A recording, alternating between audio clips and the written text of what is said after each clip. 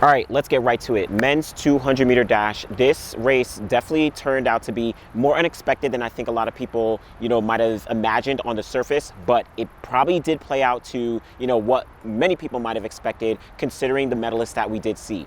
Let's just get to the top of it. Letsile Tebogo, gold medal, 19.45 seconds. This was an immaculate performance for Tebogo, especially coming off that 100-meter dash where, he finished down in the pack, even though he did set a national record, that 9.86 seconds, but he wanted to make sure that he was able to get the gold medal here in Paris and really deliver for his nation of Botswana. And he did exactly that. First in the semifinals, he was lined up versus Noah Lyles in the semis. He was able to take him down there. Going into the final, he had a lot of confidence. He said that when he was, after the final race, we actually spoke to him, and he said that after that semifinal, beating Noah Lyles, I knew that I was going to get that win. He was confident regardless of what the situation is. He didn't know what Noah Lyles was going through, which we'll talk about in a second, but Tebogo, he was locked in, he was ready, and he was able to get that gold medal. He came off the curve very clear, not very clear, but he came off the curve in first. He was leading the pack. Kenny B was kind of close to him for the most part, and Tebogo actually said afterwards that he looked to his side and he didn't see Noah Lyles there. So he knew that it was only him and Kenny, and he made sure that he locked in, he was ready, he kept this form going, and he finished off, got the gold medal. Amazing performance for Tebogo. Not only a personal best, 19.45 seconds, not only a national record, not only an African record for the continent, but also this gives him the first ever gold medal for an African athlete in the men's 200-meter dash. Just looking at the list of all the athletes who have actually won gold medals in the 200, you're talking about, the United States for decades, literally for over a century. You have Canada, they have gold medals all the way back in 1908, 1928, as well as 2021 with Andre de Grasse. You have Italy has a gold medal in 1960, Soviet Union, Jamaica has a couple with Usain Bolt, Don Quarry, but no African nation has ever won the gold medal. Tebogo is the first to ever do it. Again, huge shout outs to Tebogo. I only had him fourth on my predictions because I thought that, of course, Noah Lyles, he was doing very well. Kenny B, he was doing well. I thought that Erya Knighton, despite his time off, was going to be able to get on the podium, but Tebogo proved me wrong. He proved anyone else who didn't have him in his predictions wrong. Amazing performance. And he's gone through so much through this year where he lost his mother early in the season, and he dedicated this race to his mother, where he had his birthday taped to his spikes. When he finished, he crossed the line, took off his spikes, and he was able to just show it. Man, this was a heartfelt tribute. He spoke about, again, after the race, he said that he almost quit. He didn't even want to run anymore when he found out the news of his mother passing, having to go back to Botswana, having to, deal with all that. That was very heavy, but he had a very close-knit family to him. He had, friends, family, support. All of them were able to push him through to make sure that he was able to come to the Olympic Games and deliver here. One thing that I love about Tebogo is, again, afterwards, he said that he thought that 2028 was going to be kind of a new shift, a new set of, a new generation for the men's 200 with him and Erya Knighton.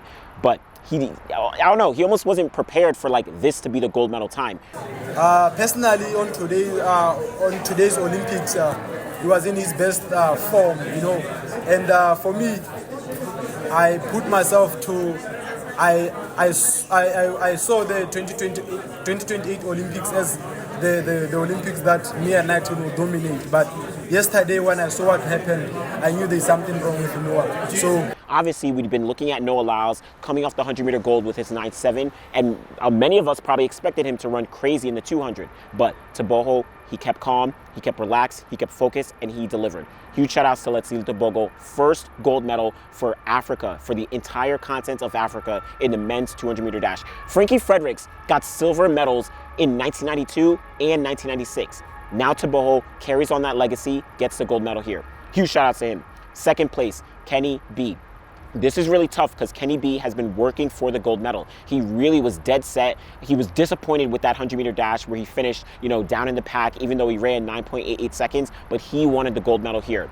But second place, 19.62 seconds for that silver medal. This is his second Olympic silver medal after 2021. This is his third, silver medal. He's been on the podium so many different times, 2021, 2022, as well as 2024. Kenny B is a gamer. Kenny B is a workhorse, and he wasn't nearly as disappointed as you might have expected, where he said that, yes, he wanted the gold medal, but the fact that he was able to come here and still get on the podium, that was an amazing accomplishment for Kenny B. He also said said that he kind of executed 95% of the race, but the last 5%, he said that he just tensed up, tightened up, and, didn't really execute. Of course, he said that he, feels like he definitely would have won and everything like that. But again, shout out to Kenny B for all the work that he put in this year. Kenny B, you deserve everything, man. You deserve all the hard work and everything that comes with the work that you put in. So shout out to Kenny B, double Olympic medalist in the men's 200 meters.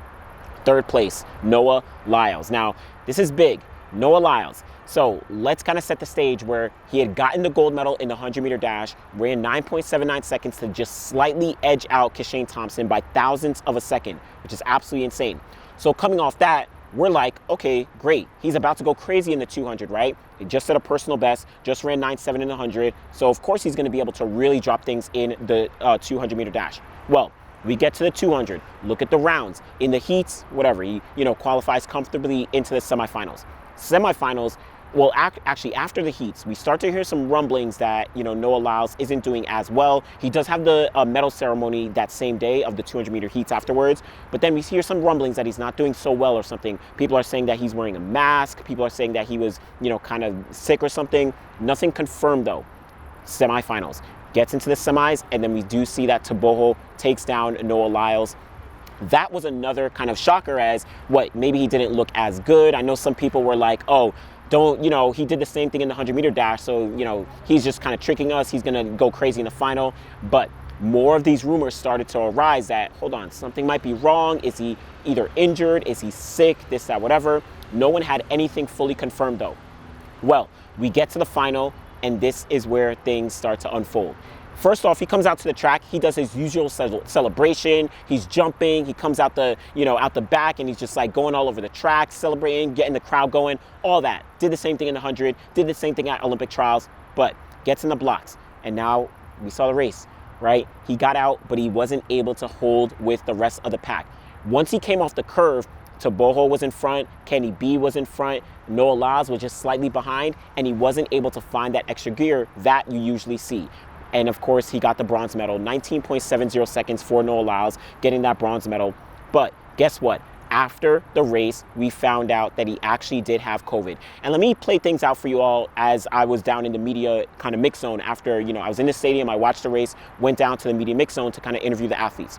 So as soon as I went down, shout out to Area Knighton, he finished just off the podium in 4th place. He just went through the mix zone, so didn't get a chance to talk with him. Shout out to you, Area Knighton, for all the work that you put in this year. After that, though, there's like an outside room. We have the mix zone, and then there's a hallway. In that hallway, all you see are, I'll be honest, we saw the Netflix cameras, and I see a wheelchair going through. Noah Lyles is in that wheelchair. He's sitting in the wheelchair, and he's getting kind of hauled off. I see, Lewis Johnson from NBC, he's going through. Noah Lyles and his mother, they're going through. They're just like zooming down in the hallway, and Noah Lyles is essentially getting carried off to the medical tent or medical area, or whatever it may be. And at this point, we actually don't have confirmation that he has COVID or anything like that yet. But after a little bit, we do find out, NBC actually confirms that Noah Lyles did have COVID. And what happens is Noah Lyles actually comes back into the mix zone to talk with all the media. And what he says, he kind of explains everything that went down and how he got COVID, the timeline, and different things like that. Check out Sidious Mag. I'm going to put it on the screen here, but we put out, Chris Chavez was able to put it on Twitter, and we have the whole kind of statement that Noah Lyles gave to us in the mix zone, and everything I was able to capture. So what he said is, this is by far the best I felt in the last 3 days. So essentially got COVID about 3 days ago. I still wouldn't say that I'm 100%, but I definitely say I'm closer to 90-95%. Honestly, that only works for one shot. I only have one load to blow, and then I gotta settle down for a while. So this was his chance to be able to go out there and really just compete at the best of his ability. He didn't want to lose out on a chance to win an Olympic medal. He didn't want to lose out on that opportunity, so he just did what he had to do. He came out there, he competed. Now, he did talk about the potential of not competing tonight. When we asked him, he said, no, I was going to compete regardless. If I didn't make it to the finals, that would have been the sign to not to. So essentially, he had COVID. He had been quarantined in a hotel outside of the athletes' village for some time once he found out he did get COVID. And, he was away. He wasn't feeling great, but he still wanted to make sure that he competed. What's interesting is that a lot of people have been saying, okay, Noah is in the wrong for not telling people that he had COVID. And what's interesting, because even Kenny B, I spoke to him, and, we asked him, like, do you feel weird that Noah had COVID, didn't tell ya? he felt fine about it. You know, that's kind of interesting. Even Tebogo, he had said that I didn't even know Noah had COVID, but you know, it is what it is, even though they hugged, whatever. So I don't know. They felt okay about it, but having COVID and not talking about it, it's kind of a little bit of a mixed bag for sure. But Noah said that he didn't want to kind of put things out and make it, you know, blow things up in the media when he wasn't sure on his status of actually competing. So that's why he didn't say it at first. The second thing is that he didn't want to give his competitors an edge in a sense as well, right? Saying that you're sick to your competitors is one thing. That's a tough thing to think about, right? You want to think about the safety of your competitors, but then you also want to make sure that, again, you don't give them an edge. I don't know. You can kind of go both sides on that if you want. The other thing to think about, I know people would have said that, oh, why didn't you quarantine, or why are you still out here running? Think about the differences between 2021 and 2024 right now. Even though, yes, when you have COVID, I 100% agree that you should step away, you should quarantine, just like you had Sam Kendricks at the Tokyo Olympics. He had to step out and he wasn't able to compete anymore. But the restrictions and the protocols are completely different. Even though, yes, it's still COVID, it's completely different relative to the previous years. And it's an unfortunate thing, right? But we just have to acknowledge the reality of the landscape we're in right now. So that's just a fact that we're on right now. Noah did say that, I don't know, he's going to talk to the 4x1 team to see if he's still going to compete there, but I'm not quite sure, or he's not quite sure. He's going to let them decide. I don't know. I feel like I doubt Noah would compete on the 4x1 at this point, but at the end of the day, who knows? Who knows? We may still see him there, but I think we may not see him on there anyway. But we know that this definitely affected him, right? 19.7, that's clearly not the shape that he's in. He's run 19.5 this year. He's run 9.7 in the 100. He got the gold medal in the 100. So it is what it is, but that's a story. Noah got COVID. Again, check it out on Citius Mag. I'll put it up right here. I'll leave a link in the description so you can kind of take a look at the full statement from Noah Lyles. But got the third place. Behind them, right, we saw Ariane Knighton, we saw a couple other guys. I mean, this was a really, really stacked race for the most part. I think it went to form where the top four guys were the most competitive, right? Tebogo, Kenny B, Noah Lyles, Ariane Knighton, and then the rest of the guys, they were definitely in the mix for sure, but those were the top four guys. Now, one thing that I want to think about is a little bit of the legacy of this 200 meters for each of these three guys who got on the podium. Tebogo. So like I said, this is the first gold medal for an African athlete in the men's 200 meter dash. You have legends like Frankie Fredericks who have gotten on the podium, gotten the silver medal, but they have not been able to get that gold medal. Tebogo is setting himself up very well for a long, long career. Remember at the top of the year, we were talking about him as almost like the next Usain Bolt. Oh, actually, let me circle back. Remember what I said at the top of the year. Let's taper our expectations. Yes, we want to see these 19.2s. We want to see 19.3s. But I think that I said if Letsile Tebogo runs 19.4, that is still an extreme success. Let me see if I can put this clip in here right now. I do want to taper off expectations just slightly. Now, I've been one to say that, Tebogo has, he has a potential to win double gold when we get to the Olympic Games in Paris later on this season. I've even said that, 2023 Tebogo can be compared to 2007 Usain Bolt, and, both dominated going into the following year. But I don't want to jump on, too much of the hype train and say that Tebogo is going to absolutely kill everything. What if Tebogo runs 9.80 and then also 19.40? That would be a marketed improvement. But in our minds, if we're looking for 19.2 and 9.6, that's going to completely shoot our expectations when we do see some fast times. So that's all I'm saying about Tebogo. This was a huge success for Tebogo, right? Huge success. And he's going to have a very, very bright future. He was already talking about 2028 Olympic Games. That is going to be a big breakout for him. Obviously, this is already a big breakout, but that might be his next Olympics to really show out and run, 19.2s or 19.1s or whatever it may be. He is still young, he's still growing, and he's going to continue to cement himself as one of the greatest in the sport. Kenny B. I know that Kenny B wanted the gold medal. I still think he has many, many years and many chances to go for that gold medal. Even though, yes, I'm talking about Tebogo. Obviously, he's run 19.4. Kenny B hasn't run 19.4 yet, but I think that Kenny B has that potential. The thing that we have to think about with Kenny B is he has made every single championship team for the United States in the 200 since 2019. 2019, 2021, 2022, 2023, 2024. There are only a few people who have been able to say that. Noah Lyles and Kenny B. That's it, right? Those are the guys who have made all 5 consecutive teams in the men's 200 meter dash. And someone can fact check me in the comments or let me know, but I'd be hard pressed to find any athlete in the past couple years from the United States who has made 5 consecutive 200-meter teams. Even Michael Johnson didn't do that, right? There were a couple years where Michael didn't run the 200. 1997, Michael didn't run the 200. So, I don't know, someone can fact check me, but amazing accomplishment from Kenny B. A lot more to go. He is still young. Don't sleep on Kenny B. And then Noah Lyles. For Noah Lyles, this is so interesting how this Olympic Games played out for Noah. Got the gold medal in the 100, but he got the bronze medal in the 200. So when we look at legacy of Noah Lyles, it's like, yes, he's an Olympic champion, but then how does this now stack up when talking about the landscape of, all-time greats in the 200? Obviously, we're going to be talking about Usain Bolt, by far away the greatest ever in the 200 meters dash and sprints as a whole. Number 2, you're probably going to say maybe Michael Johnson, right? World records, gold medals, all those accolades. Michael Johnson, number 2. Then, when you're talking about number 3, it starts to get a little tricky, a little dicey. Someone like Frankie Fredericks is going to be very high up for me because he has multiple medals, double silver medals, double world championship gold medals, right? He has a lot and tons of more medals on top of that, right? He has the accolades and he has the times, 19.68 seconds, only second to Michael Johnson back in 1996. He has those accolades. But then Noah Lyles, 3 consecutive gold medals in the 200 at the World Championships, and then he has 2 Olympic bronze medals.